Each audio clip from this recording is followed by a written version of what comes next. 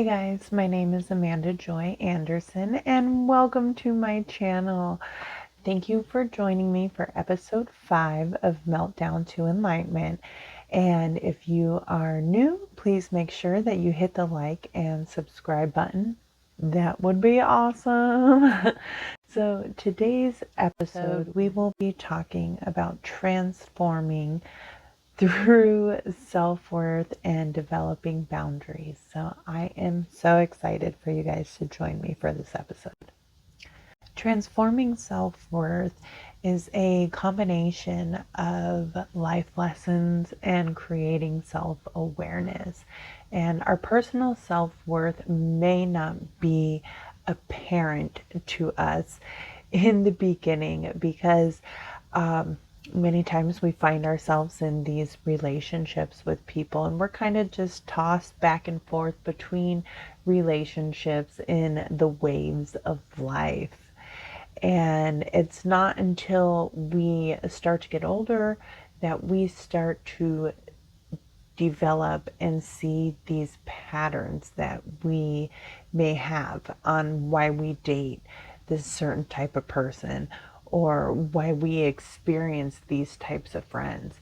And it's through these patterns where we are really able to create awareness of what our self-worth and what our values look like. So there are many teachers in this world, and our relationships is one of them. And think of your boundaries as the perimeters of the experiences that you allow yourself to endure. And what I mean by that is, say we visualize ourselves as a castle. Consider everything inside the domain of the castle as yours, your emotions, your thoughts. And when we let open the doors to the gates of our castle, there's like a perimeter, there's a boundary. So that way invaders don't get in, and we don't have like all out war, and we have some defenses that are up. And so these defenses are meant to protect us.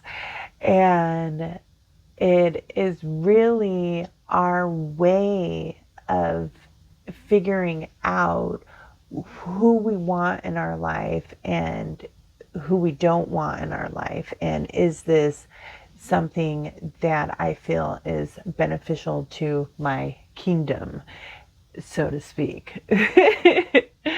And so we can start looking at this and really start looking, okay, well, what kind of people do I want to start to create relationships with, and what kind of people do I not want to create relationships with? And a lot of us have a really good idea, but sometimes our actions do not match our values. And so we may say, oh, I don't want to be with someone that lies and cheats and this, that, and the other.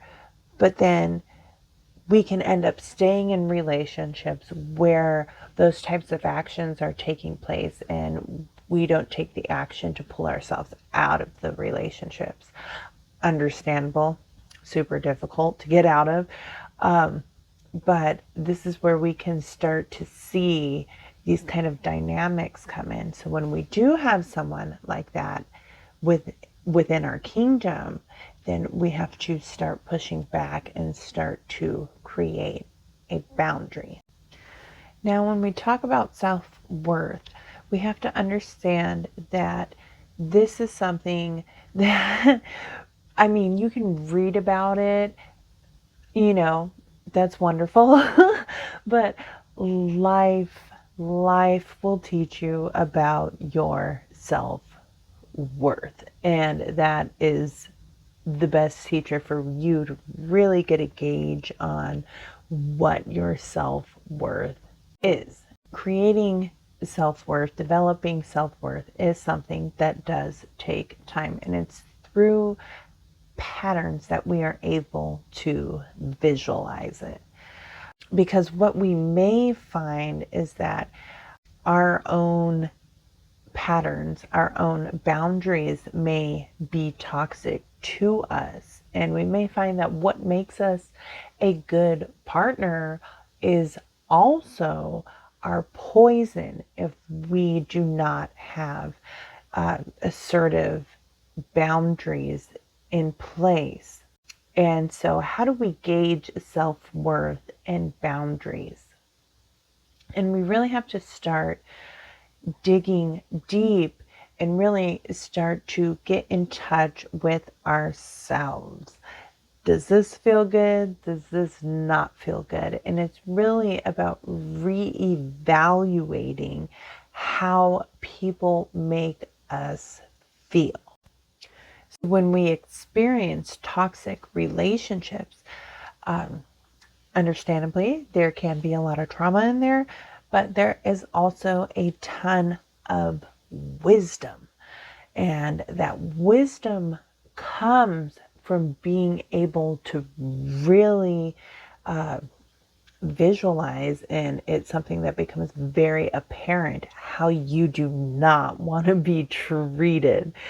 And through that experience, through that trauma, you start to understand and you are able to visualize a gauge. Okay, well, that type of behavior from someone else is not in alignment with my personal values of how I should be treated.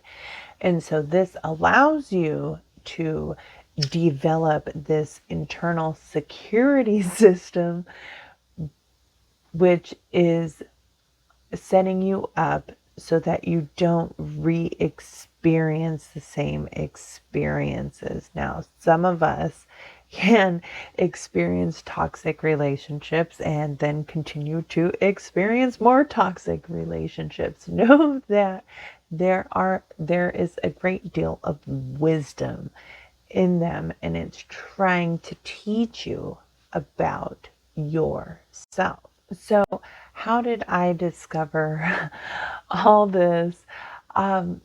Really, I didn't think I had a problem with my own personal self worth, and I, pretty much a confident woman. But yeah, I had a lot of issues with self worth. Scorpio risings have a lot of issues with self worth, as well as Pluto in the first house. What I realized that who I was in a relationship, like I had like a front pretty much of like, oh yeah, no, like I'm not cool with that, this, that, and the other. But by the time I was in a intimate relationship, what I found was that my boundaries pretty much collapsed. And I think that is part of being like a Scorpio rising, is that you want to become one. So when my boundaries collapsed, what I found was that I allowed people to treat me not well. And in that process of not being treated well, what I found, even if I did stand up for myself and try to create proper boundaries, what I found is that a lot of those people continued to treat me that way. Now, not as a victim. I don't believe in victim mentality, but as a survivor and taking accountability and responsibility of my own personal boundaries, and where if people did continue to treat me that way, I should have cut them off. Point blank, period.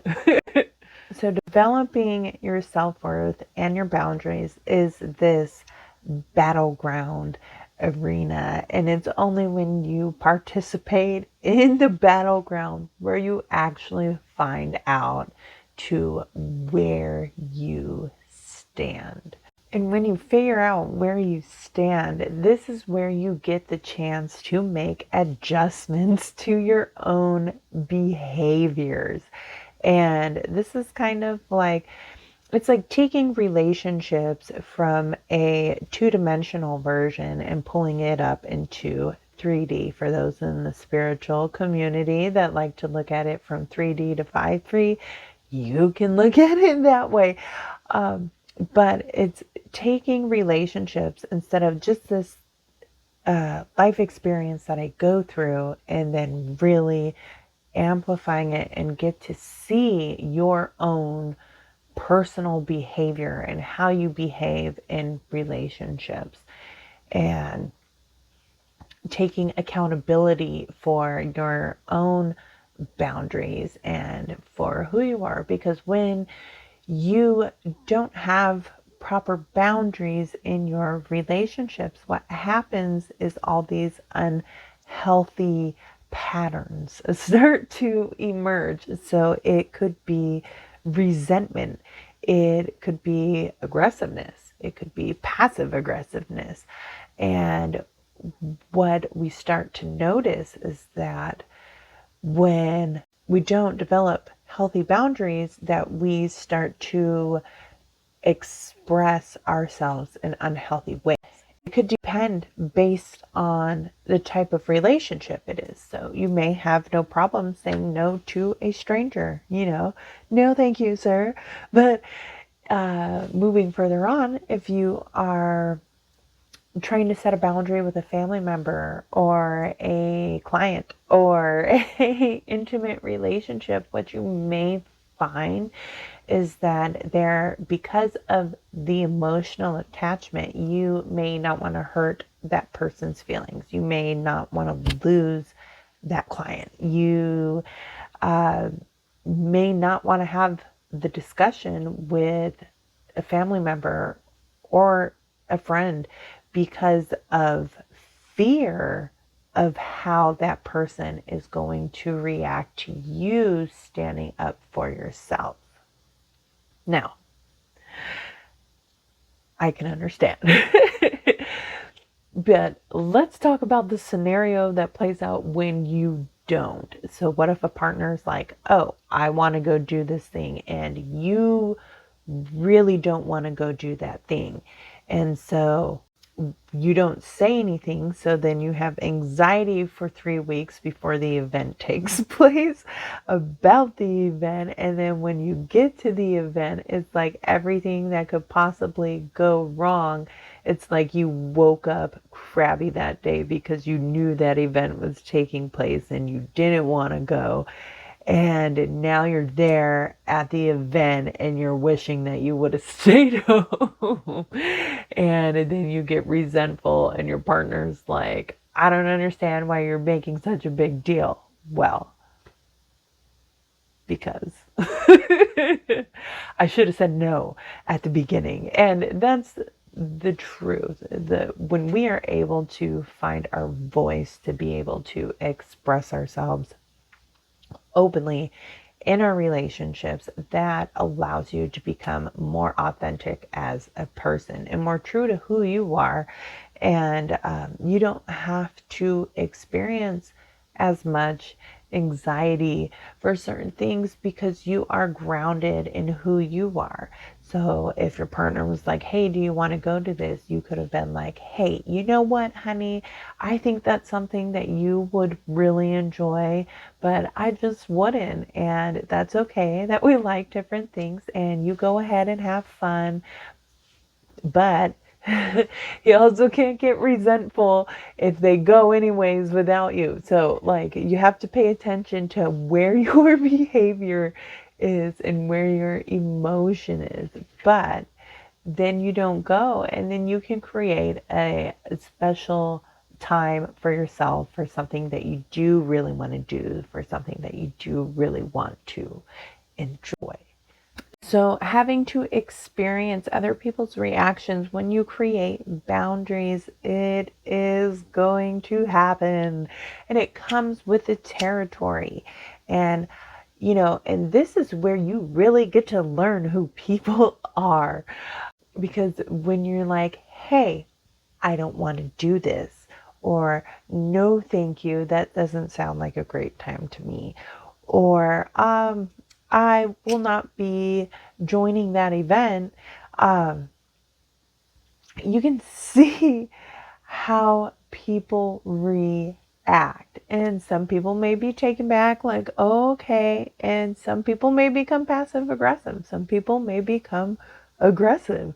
And it's really about understanding that when you stand in your authenticity, you can authentically reevaluate your relationships based on other people's reactions.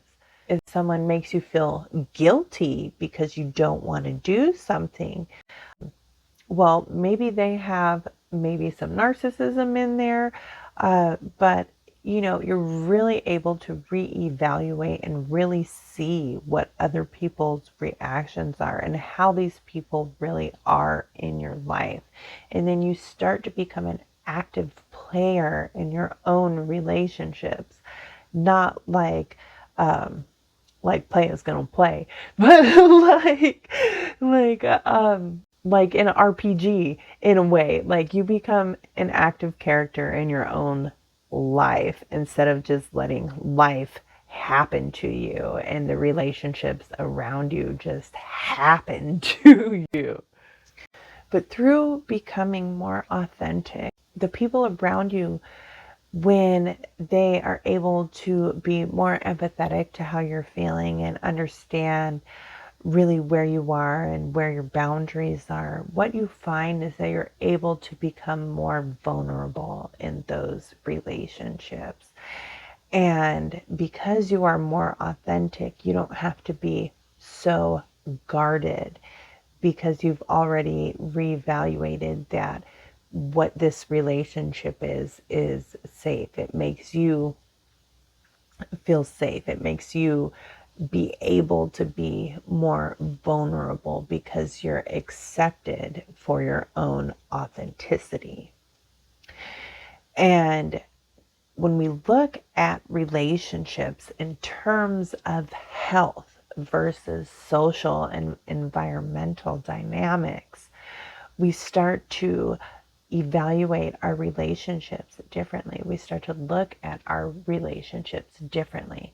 Is this relationship healthy for me? Is this relationship unhealthy for me?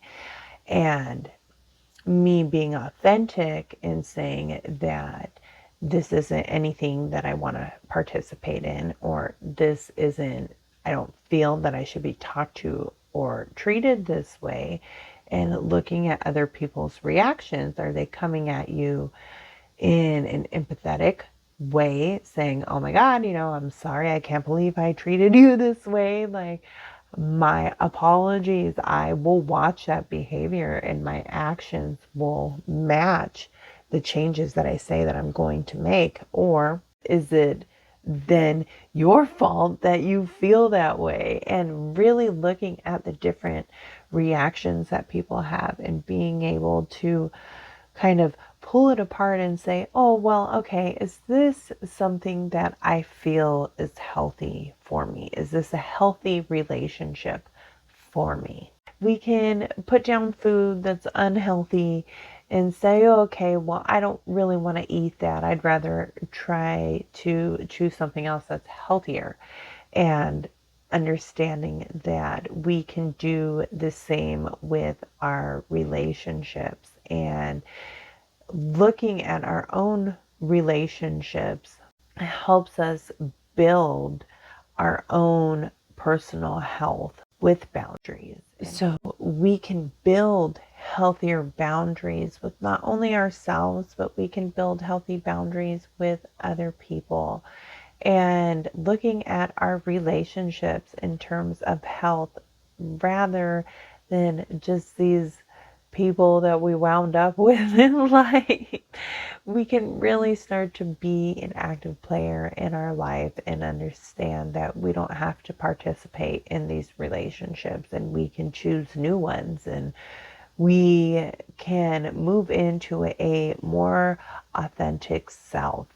And when we move more into our authentic self, this is what creates a healthier sense of self-worth, because you are being accepted for who you are.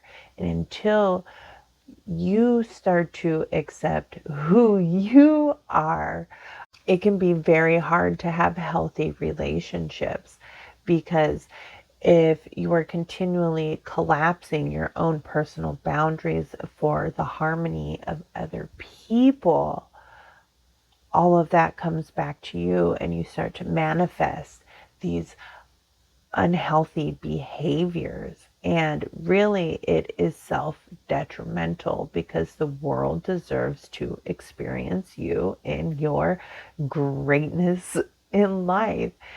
Being able to accept yourself is going to be very big in developing self-worth. Being able to watch other people's reactions to your boundaries can still hurt. At least you know that you are standing up for yourself and your belief in who you are as an individual. And we're not all supposed to be the same. We're not all supposed to go along in the same boat. And it's okay to say no, thank you.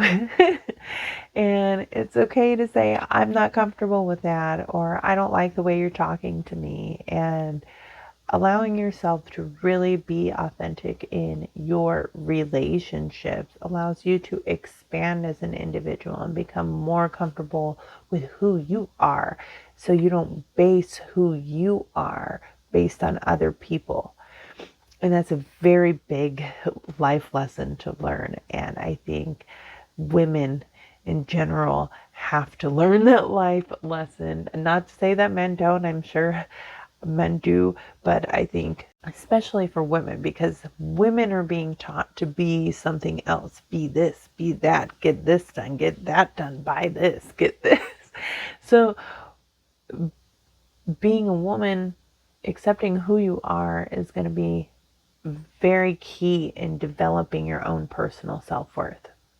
And so I want to thank you guys for joining me today on this episode.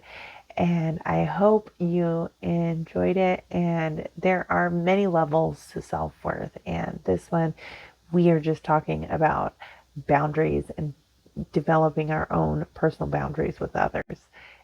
So thank you guys for joining me for this episode. And I can't wait to see you next time. Bye.